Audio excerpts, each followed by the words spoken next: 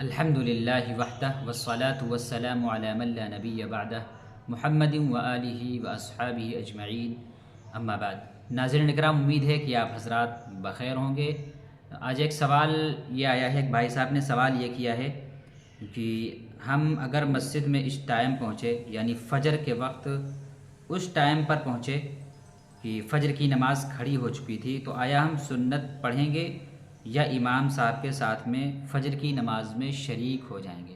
یعنی ان کا سوال یہ ہے کہ اگر کوئی شخص مسجد میں اس ٹائم پہنچتا ہے کہ جماعت کھڑی ہو جاتی ہے، تو اب ہم سنت پڑھیں گے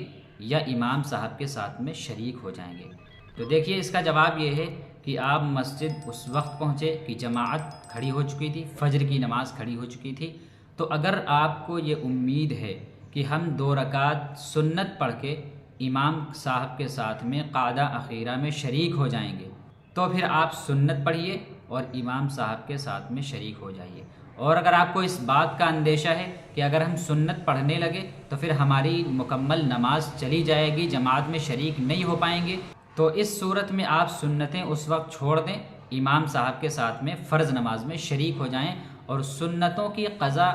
پھر فجر کی نماز کے بعد فوراً نہیں ہے، بلکہ سورج نکلنے کے بعد یعنی اشراق کے ٹائم پر اس کی قضا ہوگی، اور یہ قضا اسی دن کی زوال سے پہلے تک ہوگی۔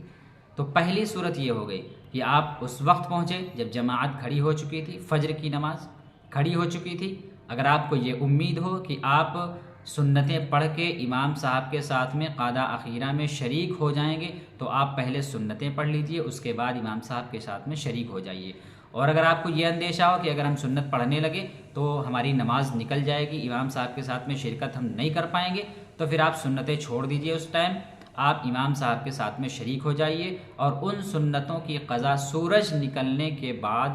آپ ادا کریں گے، اسی دن کی زوال سے پہلے۔ یہ تو پہلی صورت ہو گئی،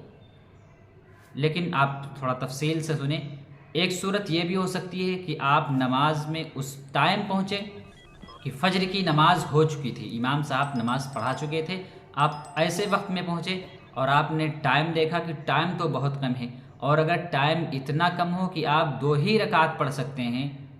تو آپ سب سے پہلے 2 رکعت نماز فرض پڑھ لیں، اس وقت سنتیں چھوڑ دیں، اور ان سنتوں کی قضا سورج نکلنے کے بعد ادا کریں، اسی دن کے زوال سے پہلے تک۔ دوسری صورت یہ ہو گئی۔ تیسری صورت یہ ہو سکتی ہے کہ آپ کی نماز سرے سے ہی نکل جائے، یعنی فجر کا وقت ہی ختم ہو جائے اور آپ کے ذمے نماز قضا ہو جائے، تو اس صورت میں کیا ہے؟ اس صورت میں پھر آپ سورج نکلنے کے بعد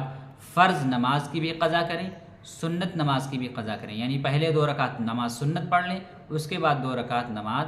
فرض پڑھ لیں۔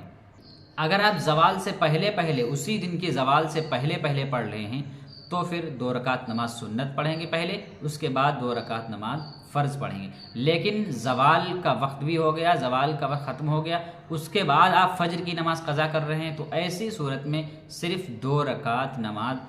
فجر کی نماز فرض ادا کریں گے، سنتیں آپ کے ذمے سے ساقط ہو جائیں گی، سنتیں آپ نہیں پڑھیں گے۔ تو میں نے آپ حضرات کے سامنے تفصیل سے ان کی جو قسمیں ہو سکتی تھیں وہ میں نے آپ حضرات کے سامنے بیان کر دی ہیں۔ امید ہے کہ آپ حضرات کو یہ مسئلہ واضح طور پر سمجھ میں آ گیا ہوگا۔ اگر کوئی آپ کو کنفیوژن ہو یا کوئی شک شبہ ہو تو آپ کمنٹ میں مسئلے کا حل پوچھ سکتے ہیں،